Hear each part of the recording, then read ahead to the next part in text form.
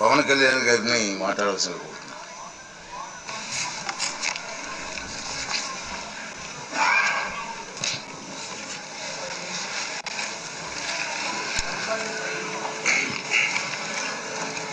పదహారవ శాసనసభకి ఏకగ్రీవంగా ఎన్నికైన సభాపతి శ్రీ చింతకాల అయ్యన్న పాత్రుడు గారికి హృదయపూర్వక నమస్కారాలు, మీకు శుభాలు. ఇది మొదటిసారి అసెంబ్లీలోకి అడుగు పెట్టడం. ఇలాంటి సుదీర్ఘ రాజకీయ అనుభవం ఉన్న దాదాపు 7 సార్లు ఎమ్మెల్యేగాను, ఒకసారి పార్లమెంట్లో అడుగుపెట్టిన మీకు Panchayati Raj, technical education, forest, R&B అనేక మంత్రిత్వ శాఖల్ని సమర్థవంతంగా నిర్వహించిన మీకు ఈ సభాధ్యక్షుడు, ఈ స్పీకర్ స్థానంలో కూర్చోవడం చాలా ఆనందంగా ఉంది. ఎన్ని దశాబ్దాలు ప్రజలు రాజకీయ జీవనంలో, ఎన్ని దశాబ్దాలు ప్రజలు మీ వాడి వేడి చూశారు. మీకు కోపం వస్తే ఋషికొండను చెక్కినట్టు ప్రత్యర్థులకి పదునైన ఉత్తరాంధ్ర యాసలో గుండు కొట్టేస్తారు. ఒకటే బాధేస్తాం సార్, ఇకపైన మీకు తిట్టే అవకాశం లేకపోవడం. కానీ ఇక మీద సభలో ఎవరు తిడుతున్నా దాన్ని ఆఫ్ చేసే బాధ్యత మీ చేతిలోనే ఉంది. మీరే మైక్ ఆఫ్ చేయాలి. అంటే మా చిన్నప్పుడు నేను చూసే ఒకసారి అల్లరి చేసే అబ్బాయిని క్లాస్ లీడర్ చేసేవాడు చిన్నప్పుడు మా స్కూల్లో. కానీ ఇన్నాళ్ళు ప్రజలు మీ వాడి వేడి పలుకులు, మీ ఘాటైన వాగ్ఘాటి చూశారు. ఈ రోజు నుంచి రాష్ట్ర ప్రజలు మీ హుందాతనం చూశారు. డిబేట్స్ వెనకాల దాక్కుని సంస్కారహీనమైన భాషల్ని, భావాల్ని రకరకాల మాధ్యాల్లో విరజిమ్ముతూ ఉంటారు. దాని నియంత్రణ మీ ఆధ్వర్యంలో ఇక్కడి నుంచే మొదలవ్వాలి. ఇందాక సభా నాయకులు, గౌరవ ముఖ్యమంత్రి శ్రీ చంద్రబాబు నాయుడు గారు చెప్తారు, ఆడబిడ్డలు ఏ విధంగా నలిగిపోయారు ఈ రాష్ట్రంలో గత 5 సంవత్సరాల్లో. చిన్న లేదు, పెద్ద లేదు, ఎవరని లేదు. ఎవరన్నా సరే ఒక మాట మాట్లాడితే వాళ్ళు వ్యక్తిగతంగా దూషణ, సోషల్ మీడియాలో వాళ్ళని క్యారెక్టర్ అసాసినేట్ చేయటం, వాళ్ళు పెద్ద నాయకులు కావచ్చు, కార్యకర్తలు కావచ్చు, లేదా వాళ్ళకి ఎదురు తిరిగి ఒక ఒపీనియన్ చెప్పి ఎవరైనా సగటు మనిషి కూడా కావచ్చు. అది ఇక్కడితో ఈ రోజు నుంచి ఆగిపోవాలి అధ్యక్షుడు. అది మీ ఆధ్వర్యంలోనే మొదలవ్వాలి. గత ప్రభుత్వం తాలూకు సభ జరిగిన విధానం చూస్తే ఈ వ్యక్తిగత దూషణ ఇవన్నీ చాలా ఇబ్బంది పెట్టే ప్రజలు. ఈ రోజున వాళ్ళకి 11 సీట్లకు పరిమితం అయ్యారు. ఈరోజు లేరు, ధైర్యం లేదు వాళ్ళకి. విజయాన్ని తీసుకోగలిగారు కానీ ఓటమి కూడా ధైర్యంగా కూర్చుకునే వాళ్ళకి స్థాయి లేదు. వాళ్ళకి పారిపోయారు ఇక్కడి నుంచి. భావంలో ఉండే తీవ్రత భాషలో ఉండాల్సిన అవసరం లేదు. భాష మనుషుల్ని కలపడానికి కానీ విడగొట్టడానికి కాదు.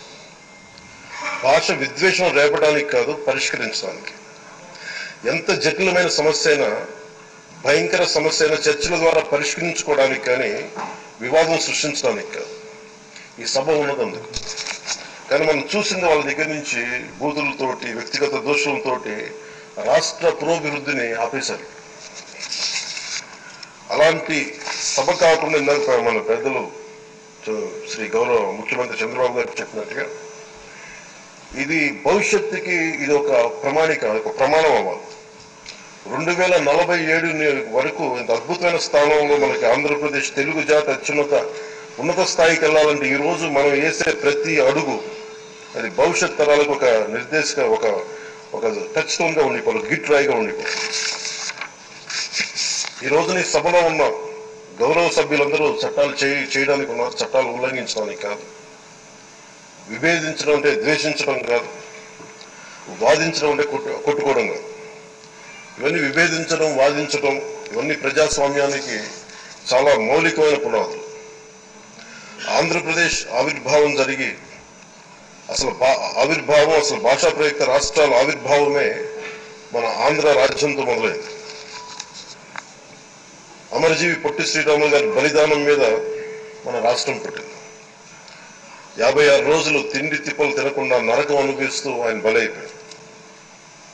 ఆయన మరణానికి చేరువవుతూ ఆమరణ నిరాహార దీక్ష చేసిన ప్రతి రోజు మనకి దాదాపు ఈ సుదీర్ఘమైన 6 దశాబ్దాల కాలం, 1.5 సంవత్సర కాలం అంటే ఆయన ప్రతిరోజు సాగుకు చేరువవుతూ భోజనం లేకుండా ఆయన గడిపిన ప్రతిరోజు మనకి 1.5 సంవత్సర కాలం. అలాంటి నేపథ్యంలో అలాంటి మహోన్నత శ్రీ పొట్టి శ్రీరాములు గారి త్యాగాన్ని కనుక మనం ఈ సభలో ప్రజా సంక్షేమం కోసం మాత్రమే చర్చలు జరగాలి, వాదోపవాదాలు హద్దులు దాటకుండా ఉండాలి, వ్యక్తిగత దూషణకి తావివ్వకుండా ఉండాలి. అలా కాకుండా గత ప్రభుత్వంలా ఈ సభని తిట్లకి, బూతులకి, కొట్లాట్లకి వాడితే ప్రతి నిమిషం పొట్టి శ్రీరాములు గారి బలిదానాన్ని అవమానం చేసినట్టు. ఒక గొప్పవాడు, ఒక మహానుభావుడు బతికినప్పుడు మాత్రమే కాదు, చనిపోయిన తర్వాత కూడా కొన్ని తరాలు ఉపయోగపడతాడని నిరూపిస్తారు.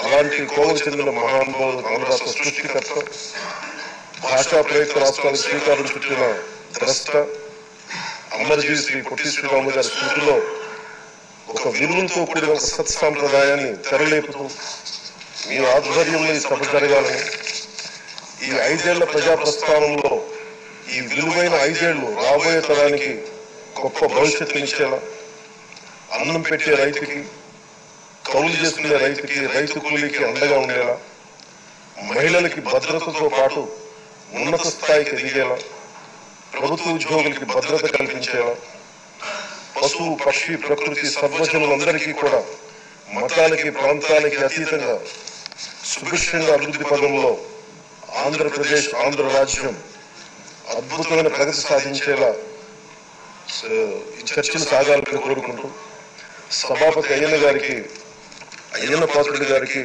మీ ఆధ్వర్యంలో ఈ సభ ఒక సరికొత్త సాంప్రదాయానికి, సత్సాంప్రదాయానికి ఇది తెరతీయాలని కోరుకుంటూ మీకు మరో శుభాకాంక్షలు తెలియజేసుకుంటాం.